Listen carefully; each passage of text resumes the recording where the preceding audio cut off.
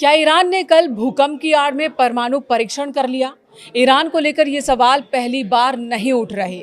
इससे पहले भी ऐसा हो चुका है और इसकी वजह है भूकंप के झटकों का पैटर्न। कल यानी कि 1 फरवरी को ईरान में फिर भूकंप के झटके महसूस किए गए। रिक्टर स्केल पर इसकी तीव्रता 5.2 थी। खबरों के मुताबिक बुशेहर से 5 किलोमीटर दूर इसका केंद्र था। स्थानीय समय के मुताबिक सुबह 10:41 पर भूकंप आया और इसका असर दूसरे देशों में भी दिखा। बहरीन, सऊदी अरब, ईरान, कतर और संयुक्त अरब अमीरात, यहाँ पर भी झटके महसूस किए गए। हालांकि सोशल मीडिया पर ट्रेंड कर रहा है कि ईरान के परमाणु परीक्षण की वजह से धरती कांप गई।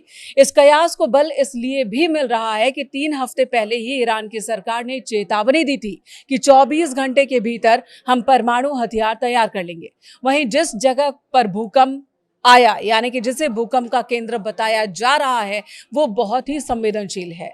असलुयह नाम के इस इलाके में भूकंप की बात आई, जो ईरान के बुशहर प्रांत में केंद्रीय जिले का एक शहर है जो काउंटी और जिले दोनों की राजधानी के रूप में कार्य करता है।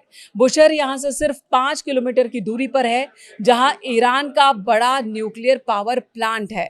ईरान का बुशहर परमाणु ऊर्जा संयंत्र देश का पहला और सबसे महत्वपूर्ण नागरिक परमाणु कार्यक्रम है, जिसकी अहमियत ऊर्जा उत्पादन से लेकर सामरिक और भू राजनीतिक रूप में बहुत ज्यादा है। फारस की घाटी के पास स्थित ये संयंत्र 1000 मेगावाट की क्षमता के साथ काम कर रहा है। बुशहर की अहमियत आप इस तरह से समझ सकते हैं कि ये संयंत्र ईरान के राष्ट्रीय ग्रिड में सीधे बिजली की आपूर्ति करता है, जो देश की बढ़ती ऊर्जा जरूरतों के लिए अत्यंत ही आवश्यक है।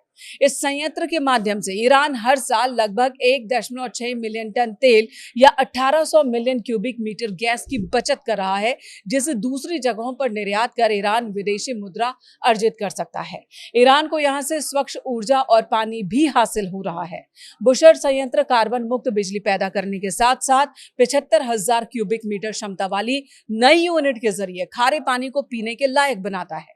ये रूस के सहयोग से बना एक परिष्कृत परमाणु संयंत्र है, जो कि ईरान की तकनीकी प्रगति और आत्मनिर्भरता का प्रतीक है।